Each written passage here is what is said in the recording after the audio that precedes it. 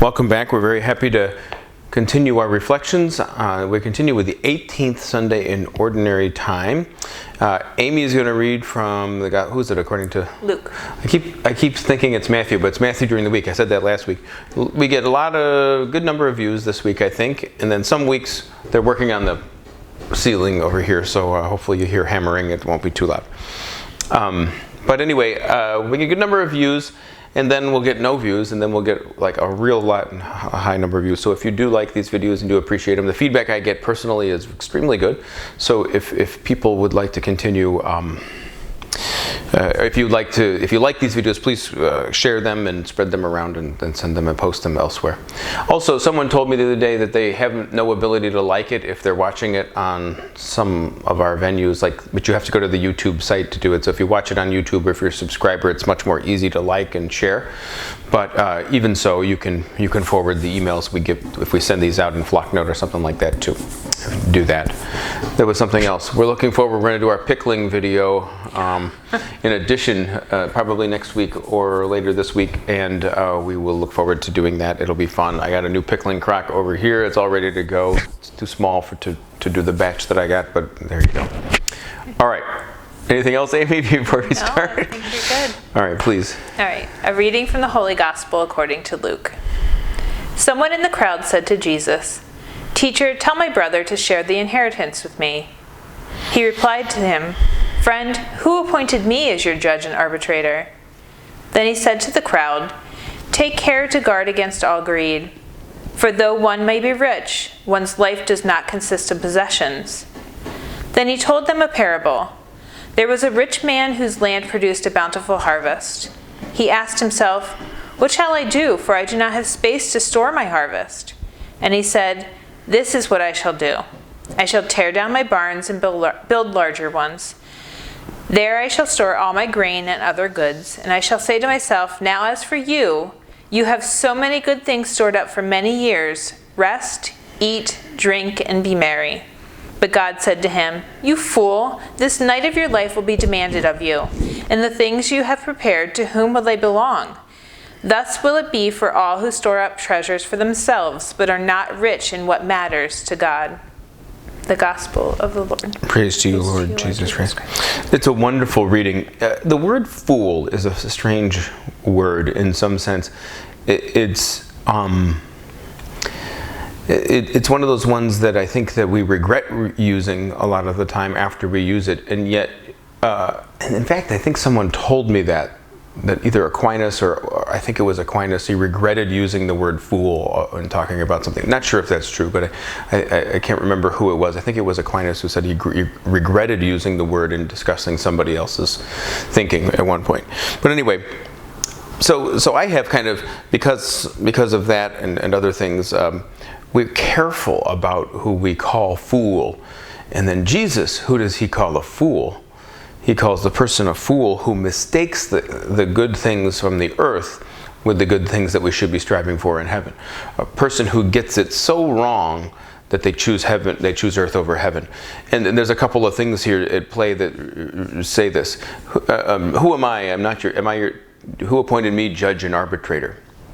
And judge and arbitrator is far less than what Jesus is, which is why it's outrageous that Jesus suggests it. Why are you appointing me judge and arbitrator to settle an earthly dispute when my task is to point you towards the things of heaven, to point you to God, to get you out eventually of this earth, to teach you the true way of living. When I was a kid and I heard these stories, I learned very valuable lessons, but the lessons I learned when I was young is different than the lesson I learn now. Right now, it is very clear to me that is the ongoing thematic charge that Jesus is on, is to get us out of an earthly only mindset, to teach us to conduct our lives on this earth in a way that speaks and proclaims the kingdom of heaven and the kingdom of God. That's a nice way of saying it, I think. is that we must not misunderstand and and suggest that we don't deal with the things of this earth. No, we deal with them in a way that builds up our inventory in heaven. There's an interesting thing about saving things is I have a little very special place in my heart on this earth that I gained from my grandfather and from his influence up in the northern part of the state of New York.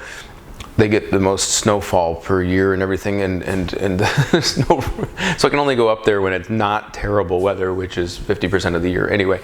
But at one point in my life, I was like, well, I'm going to wait to do work on it. I'm going to wait to fix things. I'm going to wait to, and then you realize, you fool, your life can be demanded of you now. So don't wait to put your energies into things. Don't wait. We do that all the time. I want to get back. I was a professional singer before I was a priest. I'll get back to it someday. You fool! I'm going to be too old to get back to it when that someday comes. And yet it's something that I do consistently put off. And it's those are things that would be healthy for me. During the pandemic, I was the first one saying, all right, there's a lockdown going on, especially in the first part there. Go buy yourself a musical instrument if you've always ever wanted. Get a guitar. You got all these online things now, all these online teachers and programs and things that you can do. Don't wait. Don't wait. It doesn't mean we don't save money for our children's schooling. It doesn't mean we don't. It doesn't mean we're irresponsible, but it actually means the opposite. It means we conduct our lives in a way that really builds up in every possible way all those good things that we are given. God is everywhere. We have this constant. It's true, and yet it may not be helpful to some people. There's this idea that God is hidden, and in some sense, it's very old and very reasonable that our God is not one who just shows himself all the time. And yet for me, when I hear beautiful music, when I see kindness among people in the world, when I see a red-tailed hawk, or I saw a bald eagle last week, and I'm stunned by the whole wonderful beauty of the thing. I put a bird feeder out at the camp, and I saw a bluebird, and I'm like, oh, this is so wonderful. Why didn't I do this earlier? Why did I wait? And that's really what we're after. We store up all of these things, and then it's no use to anybody. Store up those things that make people's lives better. Don't store it up. Give it. We forget that our life is one of making people stronger. I said this at Mass this morning. I said, it's a Fulton Sheen quote, of course, I think, but it says, if we live by the law alone, and the law is good, but if we live by the law alone, we'll always be thinking, how close can I get to the abyss? How far can I push it? How often can I miss Mass until it really becomes a problem? We'll start dealing with that in terms of very transactionally. How many times, and this and the other thing. And those things are not bad, but it's nothing compared to what we're called to in Jesus Christ, which is, if we really love, then the question is not how far can I go, or how much do I have to do. The question is, can I ever do enough? The question is, can I ever give more? The question is, who did I build up? Who did I make strong? Who did I lift up? How did I build unity? How did I bring people together? How did I honor the name of Christ I bear as a Christian person? How did I help that couple preparing for marriage? How did I help the person going through the annulment process? How do I help the people who are suffering from the changes in the world? How do I help the people who are upset on either or in any side of the issues of the big great issues of today? How do I make them stronger? How do I help people understand? It's an Augustine thing that I quote all the time. It's the same idea. Every day I build up the people, whether they're lazy, whether they're arrogant, whether they're indolent, whether they're ignorant, whether they're fighting, I do my best to reconcile them. I do my best to give them all of those things that the gospel demands that I do for them. And in so doing, come to an understanding that the gospel is very, as Augustine says, terrifying, because the work is never done. When you love, your work is never done. There's no such word in the vocabulary of love as enough. I can never do enough. And it breaks us. It gets us out of ourselves. What was the word I used last week? Solipsistic, self-absorbed. Everybody is self-absorbed and solipsistic from time to time at certain periods in their life. And God is doing His best to chisel it away from us.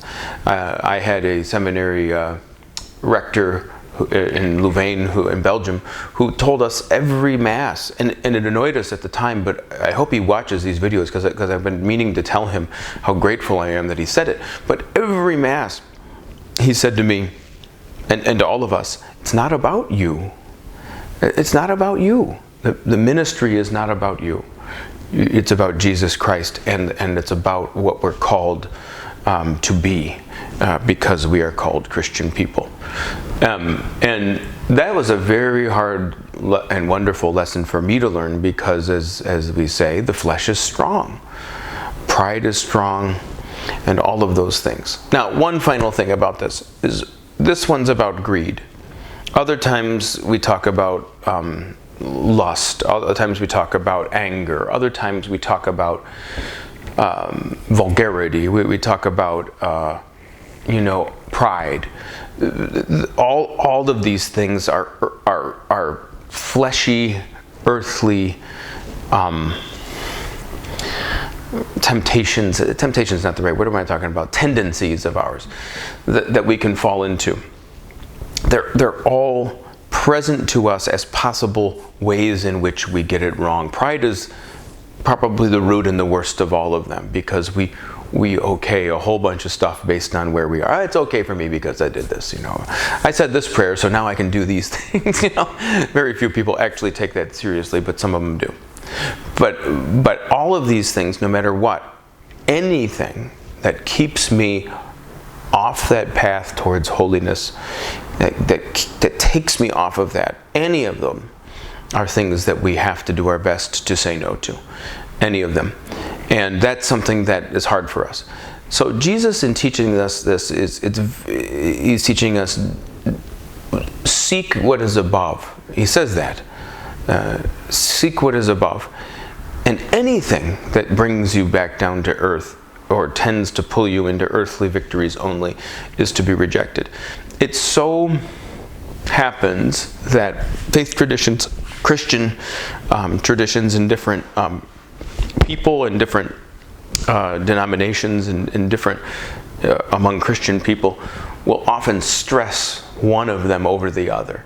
And a person dealing with sexual sin, a person dealing with pride, a person dealing with any of those things will stress one of those things over the other.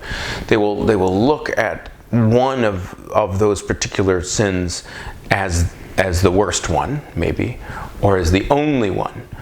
And what we have to say is, when you look and consider your life, we consider anything that takes us off the path of love and that leads us to perfection, that makes us holy in Jesus Christ. Anything we say no to. And among them all, we must say that anything that says to us, unity is not terribly important, I'm right, you're wrong, those things tend to take us down the darkest roads. Anything that is obstinate and resistant in us to the work of God, we need to be courageous enough to ask God for the grace to take His chisel and smash it to pieces. And that is an unprayable prayer for most of us. So do it. Pray for it. At the end of the day, we want to be met with, wow, you are mine. I recognize you. You worked really hard. You said no to yourself. You died over and over and over for my sake. That's what we want to hear God say to us. Or we can hear, you fool. you worked on the things of this earth like they were the most important things in the world, and they may have been the most important things in the world, but they weren't the most important things to God. So depart from me, I do not know you. We strive every day to get over ourselves. We strive every day to get past those things about ourselves that keep us from gaining what is truly important to God. And we ought to have enough confidence in Him to say, sometimes, Lord, I don't even know what those things are, so lead me along those right paths.